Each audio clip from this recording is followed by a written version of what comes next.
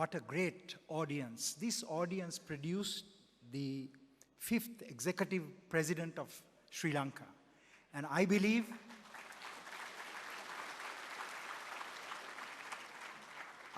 that this audience will also produce the 7th executive president of Sri Lanka.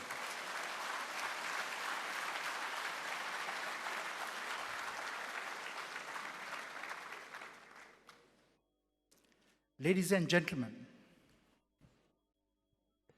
Sri Lanka was more prosperous than Japan and Hong Kong in the 1950s.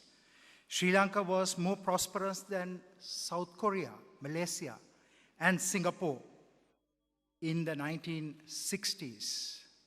Sri Lanka was more prosperous than Taiwan in the 1970s. But what happened? The very foundation of social stability and of economic growth and prosperity is dependent on security. Unless we build a stable nation, a nation where there is stability, where there is harmony, then we cannot move from the third world to the first world. Many countries that were not so prosperous as Sri Lanka has surpassed Sri Lanka because the stability and security of this nation could not be maintained, because geopolitically we made some blunders. And I thought I should speak very frankly and very openly of those mistakes. I served as a research assistant to the President of Sri Lanka, President Jayawardena. And at that time, I had very unique insights into what went wrong. The rule before President Jayawardena by Mrs. Bandaranayake, she shifted towards alliances and friendship and associations with the East. Marshal Tito, links with the Soviet Union, very close to Mrs. Gandhi. And President Jayawardena moved very close to the United States. I recall on a visit to India, I met the founder head of India's Foreign Intelligence Service, the Research and Analysis Wing, R.N. Kao. Mr. Kao told me, very frankly, he said that India was within the Soviet sphere of influence and Sri Lanka had stepped out of the non-aligned orbit and was within the American sphere of influence. He mentioned Trincomalee, the Trincomalee oil tank farms. The Indians feared that there was American buildup in Sri Lanka. There was a Voice of America station. The Indians feared that VOA was spying into what was happening in India. In fact, in one of the last meetings I had with President Jayawardena, he said that Mrs. Gandhi at one point told him that there was a Jewish community, that there was an Israeli interest section in Sri Lanka, and to get rid of it, President Jayawardena said, "Madam, but you have a similar Israeli presence in Bombay or Mumbai now." And she said, "That's because I have a Jewish community, a large community, and I can't do that." So I want to say that in many ways, the Indo-Sri Lanka relations created huge tension. And all of us know that after the riots of July 1983, India armed, trained, financed more than 20,000 terrorists. They were all based in Tamil Nadu. The first batch of Tamil Tigers were trained in Uttar Pradesh, in Establishment 22, north of Chakrata in Dehradun. And the second batch was trained in Himachal Pradesh. And 8 other batches, including the woman that killed Rajiv Gandhi, Danu, her real name is Tenmuli Rajaratnam. She was trained in the 7th batch of the training that was conducted in India. So for 30 years, Sri Lanka suffered as a result of conflict. And it was a huge challenge and a huge miracle that Sri Lanka could achieve peace, because it fought not just a terrorist group, but a highly capable force, very much like going to war with another country. And we must not forget that. So we got our geopolitics wrong. What is the solution for this? In the next 10 years, this region is going to be a region of great competition, of rivalry, and of challenge. Already, we have seen the developments in the Maldives, in the Seychelles, Indian links in Maldives, the Chinese build-up. All this is going to create great tension in the next 10 years. So as Sri Lanka moves into the future, what kind of strategy are we going to adopt? I would put before this audience of pundits, of men and women of intellect to debate an idea. Why not Sri Lanka be a neutral state where all powers can work with Sri Lanka? Why not we build Sri Lanka's profile on the basis that constitutionally we say that we are a neutral state? We do not build a special alliance either with the Americans, with the Indians, or with the Chinese. And we advocate issues of freedom of navigation in the Indian Ocean. We advocate issues where we will resolve disputes and challenges, because the Indian Ocean, ladies and gentlemen, is going to be a region where there's going to be great focus. As the center of gravity of the world shifts from the Asia-Pacific to the Indo-Pacific region, already we have seen great signs and landmark developments where the world powers are shifting towards Asia. Let us look at the West. The West dominated the world only for 500 years. The Spanish, the French, the Portuguese, the Dutch, the British. But before that, we witnessed great civilizations: the Iranians, the Persians, the Arabs, the Greeks, the Romans, the Egyptians, the Chinese. So if you look at global civilization, it's only for 500 years the West has dominated the world. And today we are seeing a revival of those old powers. Iran challenging the West. China rising and challenging the West. So we are witnessing a very momentous era. And Sri Lanka is going to be, at that geopolitical moment, a very important entity. Let me also go deep into the history of our nation and tell you that 21 countries have invaded this beautiful land in the last 2,500 years. We had 17 invasions from India, one from the Dutch, another from the Portuguese, another from the British. But there was also invasion of the Chinese. The Chinese took our king away in the 14th century. Admiral General Cheng He, he came in his armada of battleships, and he took Veera Alakesar, the king of Kotte, to China. He wanted to behead the king. And General Cheng He brought a plaque that was placed in gold. And that plaque said, "The king did not honor the law of the Buddha." And as such, the king was taken captive by him. And Cheng He wanted to behead him. But fortunately, the king became blind during the voyage to China. So Cheng He spared the king. And from that king, today we have an extended family of Sri Lankans and Chinese.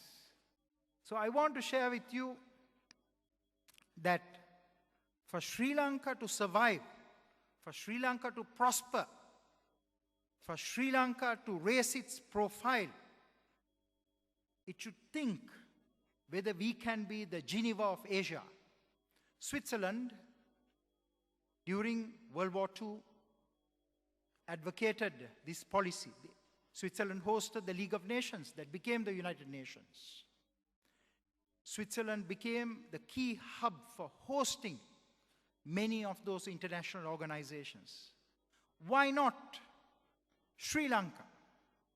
At this point, the United Nations is decentralizing.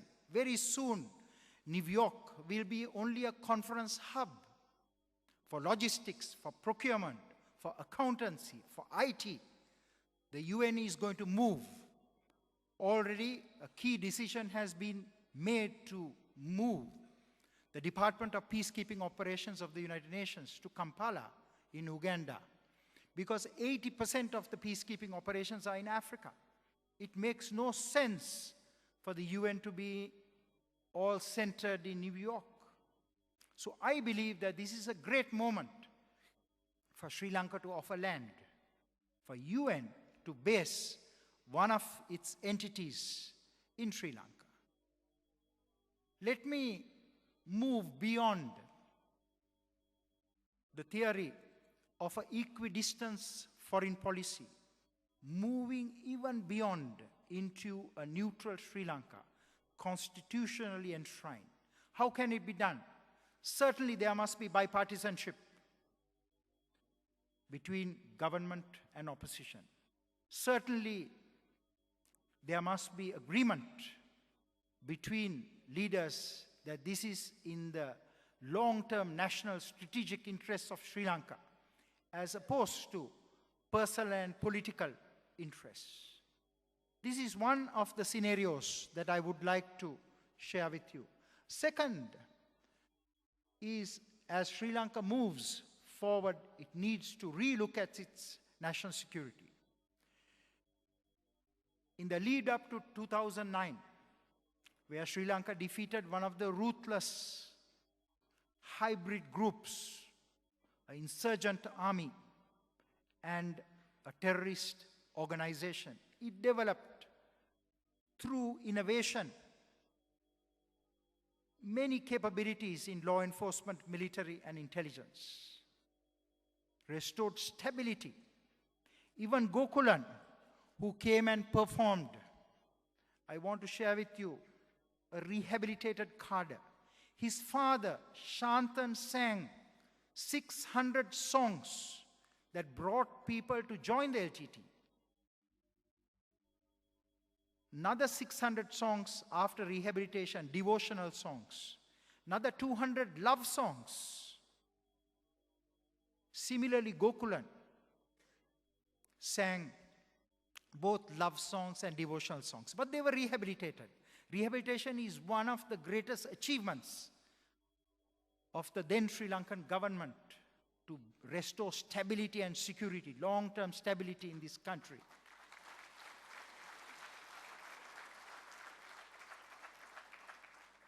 The world learned from the Sri Lankan example. I can share with you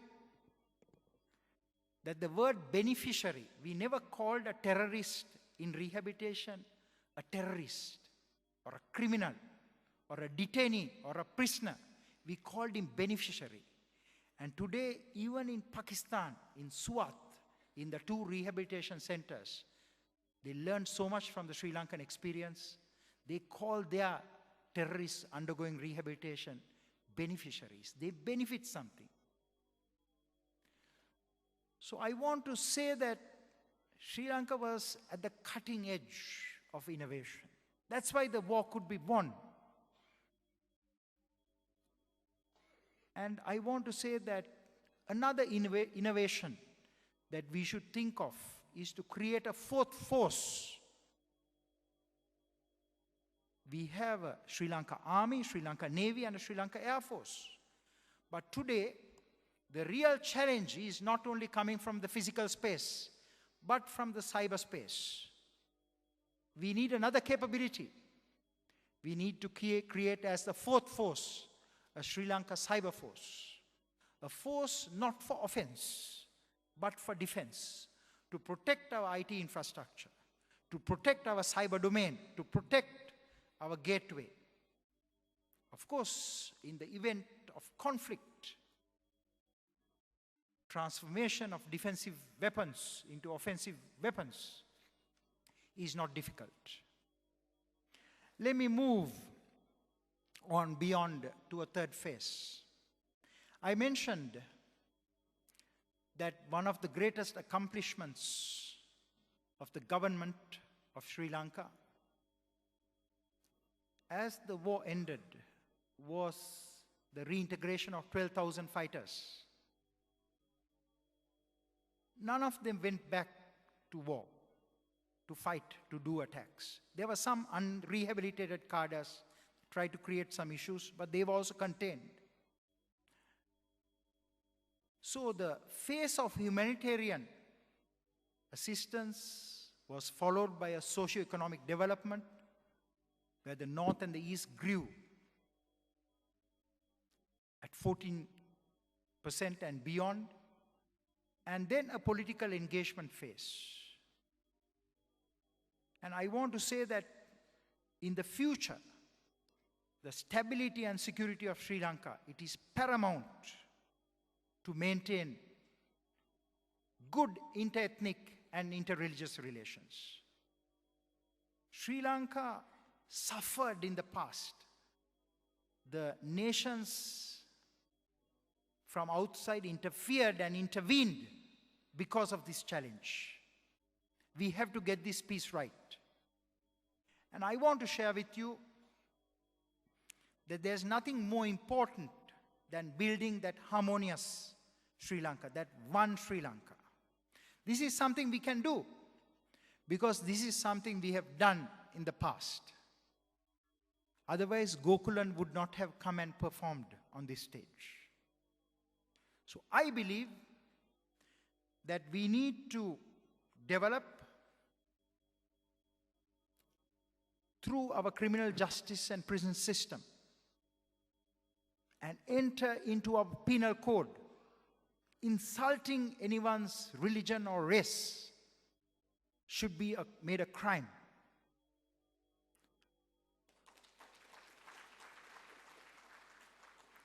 We need a Harmony Act, an act where we treasure each other's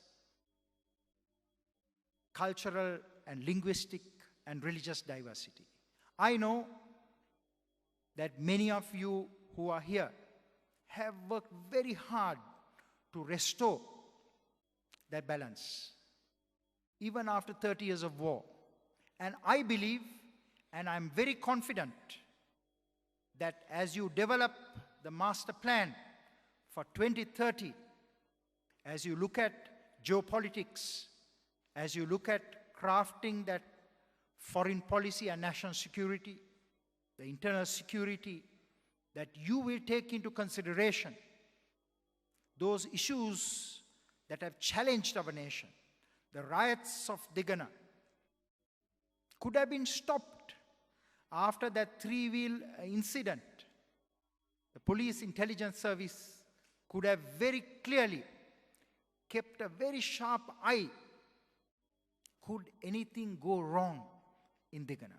Because there were groups waiting to strike. They were waiting for that man to die, to create chaos. So I want to share with you, if you look at the world, one of the greatest challenges the world is facing is from terrorism and extremism. Sri Lanka defeated terrorism, but Sri Lanka still has a challenge of defeating extremism. Terrorism is a vicious byproduct of exclusivism and extremism, and we all have to work towards that inclusion. Ladies and gentlemen, let me conclude my remarks by saying that this great nation has survived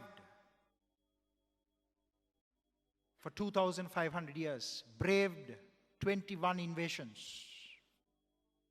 And I have no doubt, as this region moves into a period where the Indo-Pacific region becomes a center for global power, for global economics, and also a region where we will see intense global competition, where we may even have 3 fleets, the American fleet, the Indian fleet, and the Chinese fleet in this region. We will still be able to prosper if we develop that astute vision of creating a foreign policy and a national security strategy that is future-oriented. I thank you very much.